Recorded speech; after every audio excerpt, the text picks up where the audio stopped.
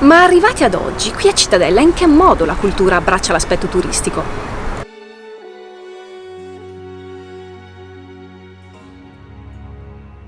Il camminamento di ronda sopra le mura di Cittadella non è solamente una passeggiata panoramica, è un museo a cielo aperto e quindi non solamente esterno ma anche all'interno di alcuni torrioni si possono visitare dei musei. Si comincia dalla Casa del Capitano, che è sede dell'ufficio turistico e che ospita una sala affrescata meravigliosa ed anche un museo delle armature in cui si possono vedere dei modellini, delle riproduzioni del sistema fortificato in epoca medievale. Si prosegue lungo il camminamento di ronda fino ad arrivare a metà percorso dove ci troviamo noi adesso. Siamo sopra la terrazza panoramica della Torre di Malta ed anche qui si possono fare delle visite all'interno di alcuni musei, come per esempio quello archeologico in cui abbiamo dei reperti addirittura antecedenti l'epoca di costruzione delle mura, e il museo dell'assedio.